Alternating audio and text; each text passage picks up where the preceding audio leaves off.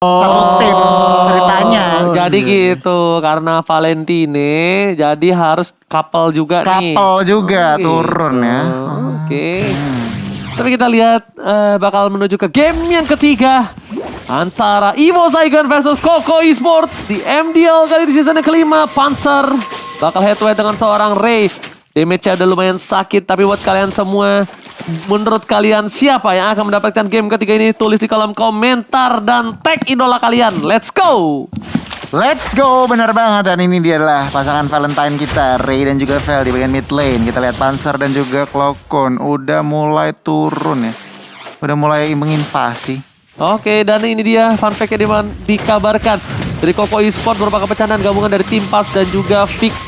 Tapi sebelum itu kita bakal lihat akan dipanggil begitu saja. Combo bucin. Combo bucin. Diselamatkan Choji. Ini emang combo ini keluar untuk membuat Valentine kali ya. orang-orang kayak kamu ini emoji. Nah, Kok jadi ya. karena kan lu kan nggak bisa spend time sama pacar lo Valentine. Tapi gue bisa spend time sama viewers gue. Wih, Viewers kita lah gitu dong. Ya kan? gitu. Safety itu kayak gitu ya. Tapi Sevel back to the game, dimana kali ini dari Cloakun bakal coba diganggu gerakannya. Bad Impact sayang sekali tidak kena. Damage-nya juga ya sesil di early game lah ya. Tamparannya itu masih tipis-tipis saja. Geli-geli aja. Geli-geli tipis saja, masih cari stack. Tapi ternyata di depan sana ada Panzer yang siap untuk menahan semua bad impact yang dimiliki dari seorang Vel. Meanwhile, di arah bottom sepertinya Sinting berada di posisi yang kurang cukup baik ya. Dia berada terus di freeze abis-abisan sama seorang Cakim. Ya ini yang benar kita tadi bahas ya. Susah banget untuk Ruby head to head dengan Cakim. Mungkin salah satu kompensasinya adalah Koko harus meyakinkan kalau mereka bisa menang mid dan juga atasnya. Cuman itu juga bukan hal yang mudah. Turtle menit yang pertama sudah spawn. Kita lihat saja rotasi dari Aulus sudah mulai bergerak.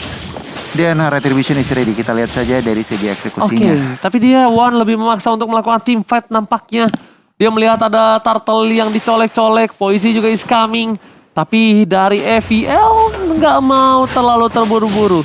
Memilih untuk menarik mundur ke arah Turtle-nya, pura-pura naga. Kali ini bakal coba dihajar di luar pit Turtle. Dan ini harusnya di tangan dari seorang Evosman. Karena lihat terlalu jauh perbandingan di mana tim Koko Esport nggak bisa mendekat. Bahkan mereka di zona yang berbeda. Iya benar banget. Jadi sebenarnya cukup nyaman ya untuk mengambil turtle yang pertama kali ini. Kita lihat belum ada commit fight. Kedua tim bermain cukup pasif dari bagian atas, bagian tengah dan juga bawah. Ini kira-kira apa ya yang kira-kira terjadi di sini Choji? Sebenarnya untuk di early seperti ini sih masih damai banget dari 12 tim ya. Dan bahkan darah pertama pun masih belum keluar tapi sudah mulai ada inisiasi nih kan. Oke kita lihat nyom-nyom Oh my god, permainan Walls dan Paga Persput didapatkan sini. Ada Thought Point with Flicker. Membuat Sinting kali ini ternyata harus dibalikan keadaan One Last City. Tidak Cakim, terlalu terburu-buru. Dipasangkan kembali Ray. Itulah Mirai membunuhmu. Di mana para pemain dari tim Koko Esport akhirnya dia bisa mendapatkan poin juga. Pertukaran yang tidak adil menurutku. Nggak adil itu. Benar. Nggak tepat. Kurang adil. Tapi ya akhirnya first blood 1-1 di bagian atas kali ini. Poisi melawan Pendragon. One is ready to cover Pendragon. Kali ini Poisi menggunakan Black Dragon Form mengincar ke arah One. Kamu mau kabur kemana? Lifesteal pasif benar-benar mengganggu. Tetapi untuk saat ini Poisi masih belum mau komit untuk melakukan team fight. Bertahan atas Pendragon, lihat di arah bottom lane, Nomenon Blast dibuka kembali. Tapi nampaknya kali ini FVL masih bisa kabur di arah rumput. Itulah kenapa satu buah Lolita sangat dipentingkan di dalam team fight. Tapi untungnya mereka punya Carmilla. Mereka juga bisa melakukan sedikit penghentian terhadap Nomenon Blast yang dimiliki dari seorang Panzer. Cuma problemnya adalah tidak ada yang bisa menahan damage yang diberikan oleh seorang Cakim. Cakim di menit yang 4 dia udah punya Endless Battle bro. Gila, udah ada true damage. Dan kita lihat aja nih, karena oke, Clint udah memegang Endless Battle. Sekarang dia tinggal ngincer gold shieldnya sih kayaknya. Dengan GB-GB-nya Lolita itu sangat-sangat possible. Di bagian atas kedua XP lane bagian bawah kita lihat Sinting menerima damage. Sinting masih bisa kabur untuk sekarang. Tetapi oh my god OG, apa yang terjadi? Nomen 16 berhasil mendapatkan 2. Lihat yang overturnnya tapi terlalu terlambat. Wan datangkah kali ini dan ternyata lihat dibalaskan. Double kill harusnya didapatin oleh seorang Wan di depan sana. Lagi for triple kill. Udah mulai masuk duluan dari seorang Cloudcon. Sinting di depan sana bersama dengan seorang Pasar dan this is it. Wan datang dan mengamuk. Triple kill didapatkan dengan instan di bottom lane. Menit kelima langsung triple kill One. Benar-benar menunjukkan taringnya di game ketiga. Game ketiga kali ini benar-benar nggak main-main. Dan lihat Koko langsung tertinggal 3000 dalam ekonomi. Turtle pun up kali ini. Langsung aja lihat replaynya.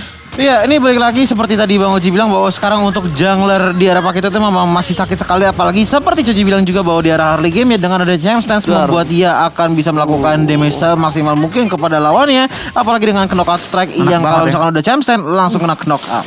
Udah di non blast, udah tinggal bersih-bersih doang itu Paku itonya. Nyapu tadi dia. Tadi benar-benar nyapu sampai bersih, sampai triple kill. Tapi lihat Pendragon harus respect, lihat damage yang diberikan dari seorang Fel.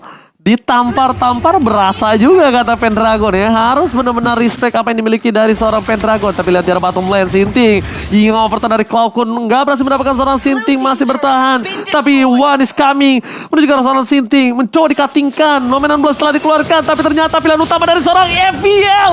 Dia gak peduli apapun yang terjadi berada di garis depan. Bukan Sinting lah pilihan utama. Tapi ternyata main course-nya terhadap FVL. Jungler dari tim Koko Esport. Harus hilang kedua kalinya di Land of Dawn. Dan ini bukan berita yang baik karena Koko mereka behind, semakin tertinggal. Lihat Pendragonnya sudah switching lane.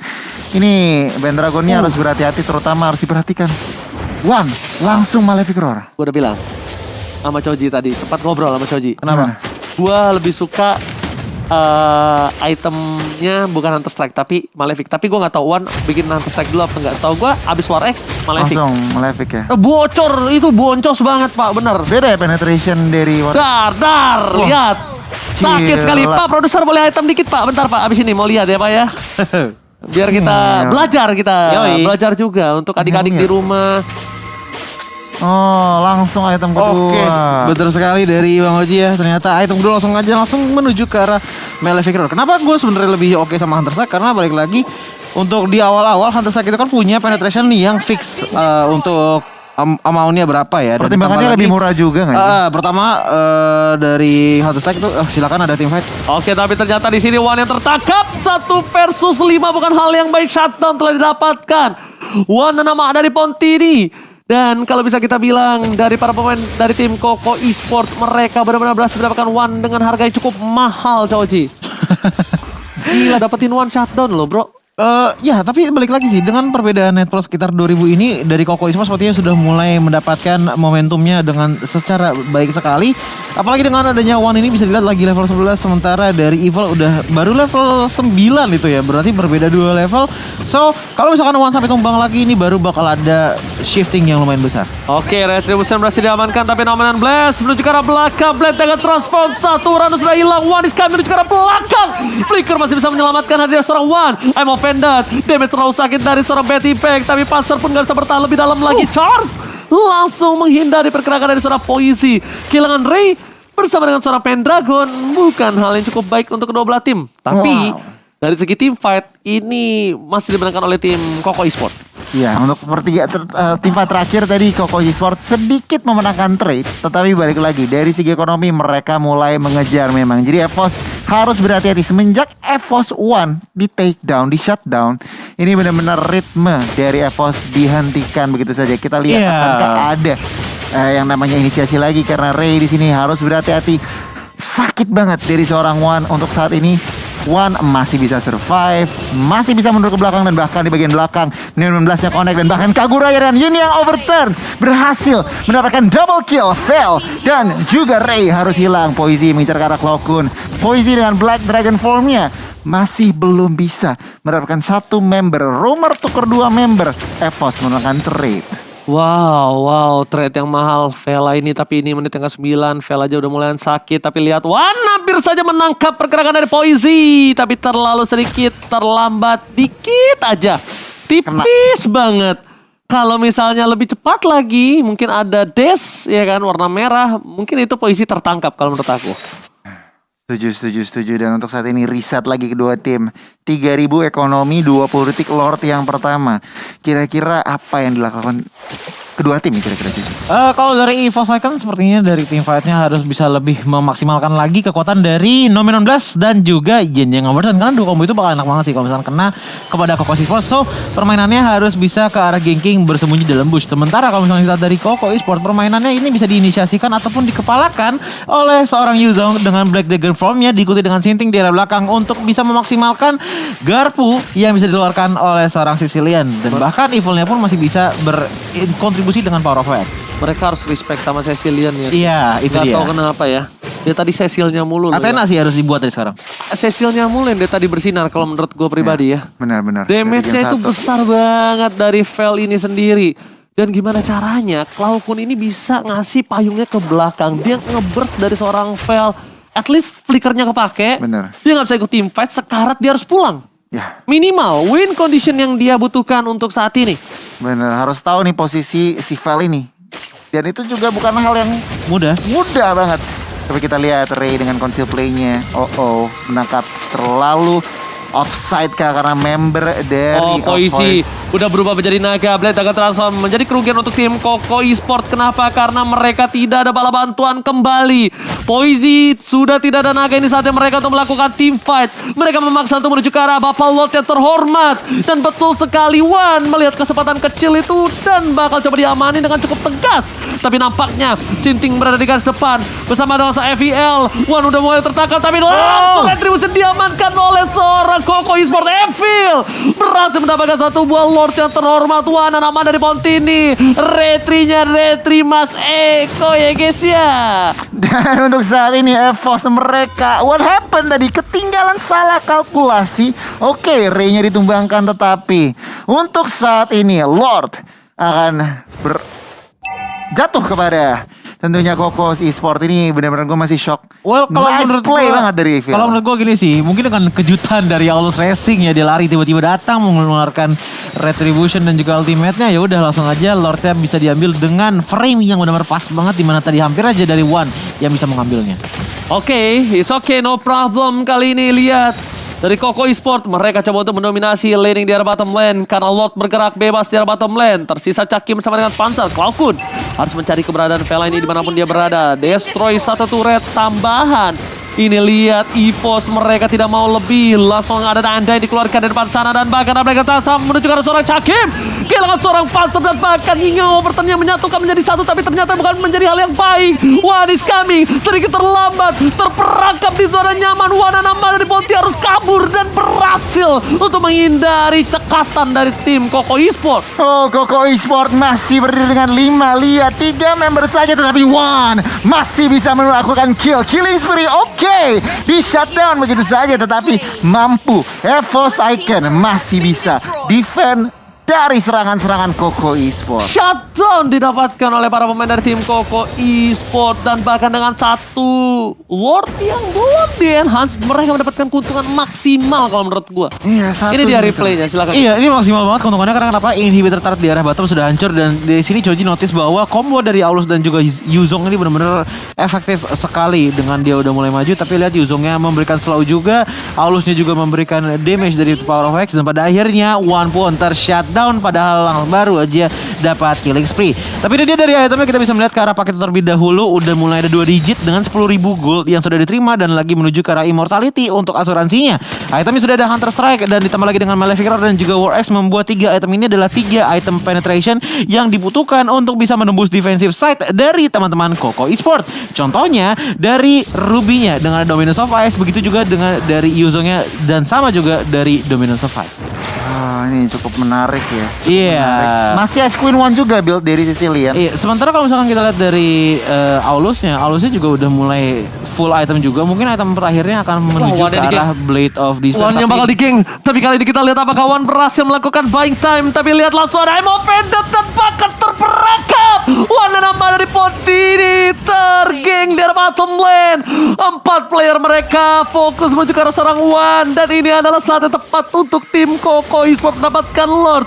Kehilangan Wan membuat salah satu permainan dari tim EVOS di garis depannya agak sedikit tumpul. Walaupun mereka memiliki Pendragon. Tapi nampaknya mereka masih mau lebih. I'm offended dari Sinting masih cooldown dan sudah kembali lagi ada Daman dan Blast. Berhasil mendapatkan 2 hingga overturn dan pakai Devil.